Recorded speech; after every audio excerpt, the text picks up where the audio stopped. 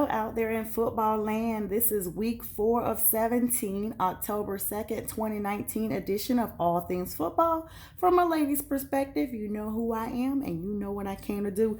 Guys, tell your ladies who are NFL fans as well about this delightful channel that has been created for them by me, a woman. So I just wanted to go ahead and come on here and do a little recap of week 4, which was very exciting. I'm not going to go through specific stats, but we'll go through those scores and mention a couple of news in the NFL. Please share this channel and feel free to reach out us on Facebook. All Things Football from a lady's perspective, and ladies is LADY''S. And here we go, week 4. Week 4 started on 9/26 with the Eagles facing the Green Bay Packers at Lambeau Field, and it was a game where these Eagles looked like the Super Bowl caliber team that they once were.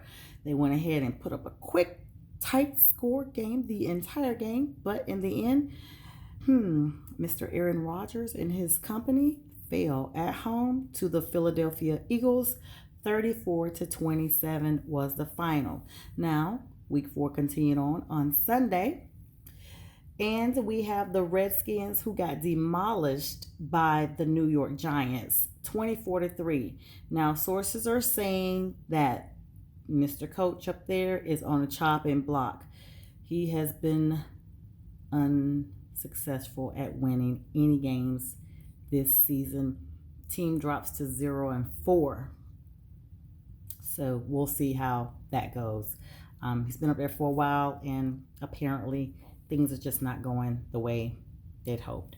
They are, in fact, speaking of putting another quarterback in for the Redskins. Now, speaking of quarterbacks for the Giants, Mr. Eli Manning is still sitting pretty on the side while he's letting a young rookie take over, and he is clearly turning that season around for the Giants, at least for the last 2 games.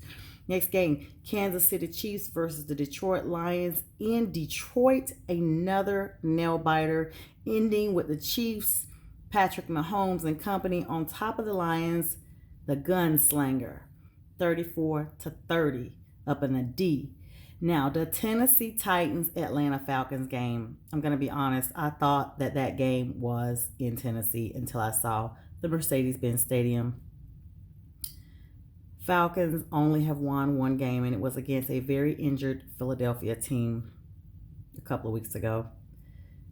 Aside from that 1 game, they have lost every game. So they're 1-3 now in the NFC South, taking them to the bottom of the division. They fall to the Tennessee Titans. Marcus Mariota and Coach Vrabel took them down all the way, 24-10 in Atlanta. The Cleveland Browns, who now are atop of the AFC North, beat down the Ravens, 40-25. I'll be back with more of that whole fiasco about the Ravens on another edition. That's a little bit lengthy to go into. But Browns getting it done. Mr. Mayfield, hold it down up there. The Oakland Raiders actually beat the Indianapolis Colts 31-24. The Raiders had been in a little dire position themselves, but it looks like they're slowly coming around. Maybe it's just the first 3 games, they're warming up. A lot of the vets don't play during the preseason. It happens. Going on. The New England Patriots. I don't even know why I'm talking about this team. Still undefeated. 16-10 over the Bills. I'm surprised that game was close.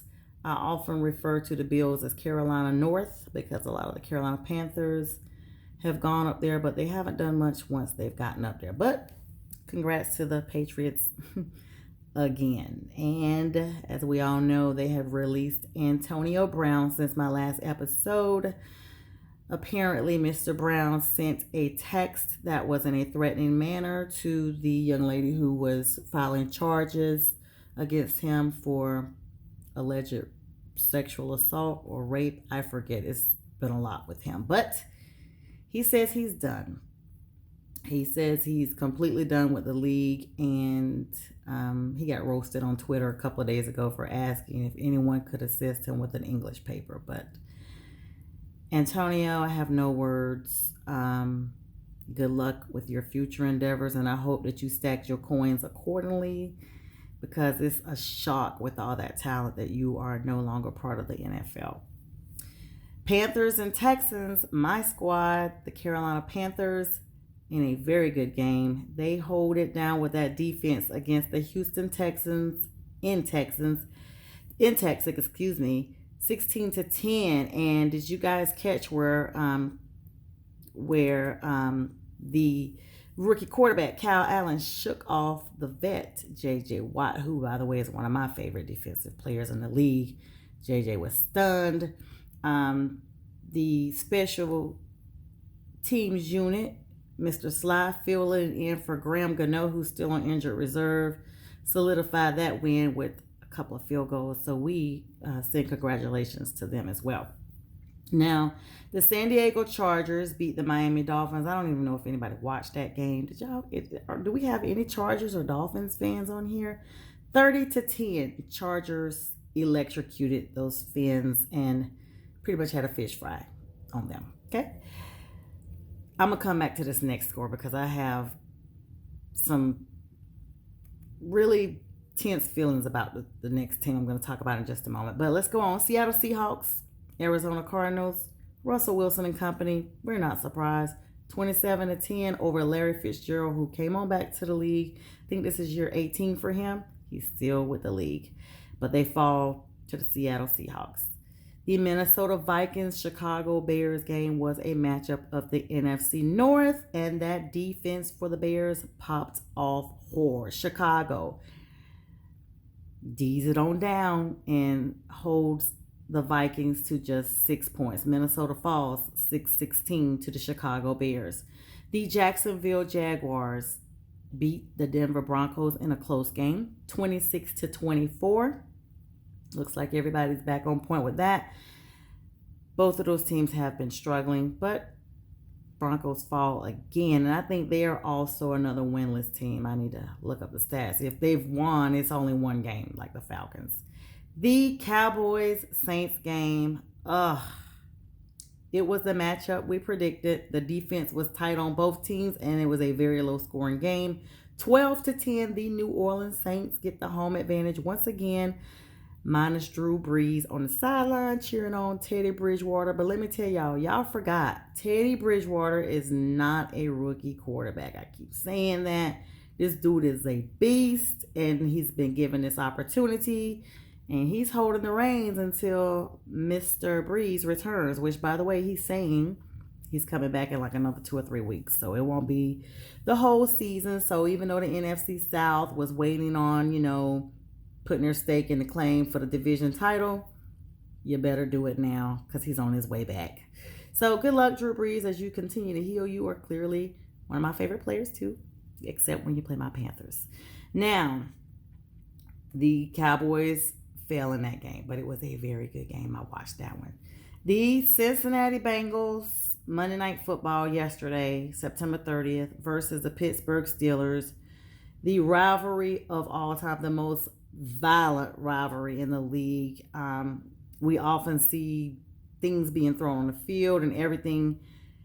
Yesterday, minus Vontaze Burfict, who is pretty much suspended the rest of the season over a helmet-to-helmet hit because he's had 7 other instances of the same thing occurring in other games, and I guess there's a limit. So I need to do some research and find out why they decided to just go ahead and sit you on down for the whole year. But he is appealing. But he's sitting down right now.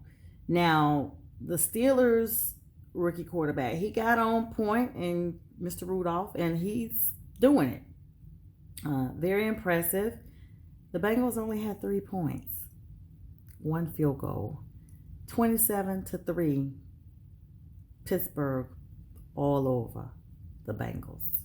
I was trying to remember if there was something outstanding about that game. I didn't even watch the 4th quarter. It was just that bad. Now, the game I really want to talk about is Tampa Bay versus the Rams. The Rams that everyone in the NFC South has an issue with. New Orleans has an issue with them because they lost them in the NFC North Championship, the NFC, divisional last year to go to the Super Bowl. They went on to the Super Bowl and lost to the Patriots. Tampa Bay with Jameis Winston. No words. Now, the Panthers square off with Jacksonville on Sunday, and then the next week they meet Tampa Bay in London, with Tampa Bay having the home advantage, but it's an international game. I think the Saints play Tampa Bay on this Sunday, the 6th. Tampa Bay put up 55 points on the LA Rams. The Rams had 40. Tampa Bay had 55, and they won. I am impressed because I have not known Tampa Bay to score 55 total points in a couple of seasons. And I'm not trying to be funny. I'm just being real. So kudos to Tampa Bay. I must admit, I'm a little concerned now, but we shall see. So congrats to them. At least somebody in the division beat the Rams. We know the Falcons are not going to do it. The Panthers lost by 3 points, and the Saints got beat again. In fact, that's the Saints' only loss, in which Drew Brees was injured in LA. Speaking of news, before I get off of here, I have not confirmed this, but I do believe in sharing information that I see, because usually by the time information has reached print, it is likely credible, at least in the world of the NFL, where there's smoke, there's fire. We all know that there are certain coaches that are on the chopping block and have been on and off the chopping block for a couple of seasons now. Sources are saying that Dan Quinn is very close to being out. And I personally have told everyone that the team is not going to wait till Black Monday. They're not going to wait till the holidays. Let them start dropping 4 and 5 in a row, and they are done. Well, they didn't drop them in a row, but they've only won 1, and they are 1 and 3. Arthur Blank is tired because people that I personally know here in Atlanta, and I've seen signs where PSL owners are reselling their seats or just going to the games and tailgating. So they're not filling the stadium, which in the end is costing Mr. Blank money. Now, he may seem like his money is long for now, but his money will run thin if those fans stop coming and supporting at his venues. Now, he already got those cheap sodas up there. $3 for some soda and unlimited refills. He's doing it, okay? But he's tired of that. Now, the Falcon fans are upset because we all agree, even though I'm not a Falcon fan, everyone that watches any Falcon game agrees that Dan Quinn is not the problem. We know who it is. It is the quarterback in the league who has never been out injured because he was hit in a game. Think about that for a moment. He never runs out of the pocket. He will throw an interception at the 2-yard line rather than run out. I've seen it. Mr. Matt Ryan. But because this $100 million has been paid to him, I don't know why Arthur thinks it's going to make a difference. The same result will happen if you bench him and just give someone else an opportunity to at least try to salvage the remainder of the season. Now, we are a quarter of a way into the season. There are 17 weeks. We're in week 4. So the turning around time is now. Not halfway, but now. You got to win half the season just to get up to 500. So I'll keep you all updated on that. But Falcon fans want Matt Ryan benched. I've personally talked to about 3 or 4 people, And I'm in a few groups for the NFC South where the smoke is high on that one. Let's see, did I miss anything else that was important? But you guys feel free to make comments under here. Anything you want me to talk about, as long as it's NFL related, I'm all for it. Anyway, week 5 coming up. Thursday night football will be starting off real soon.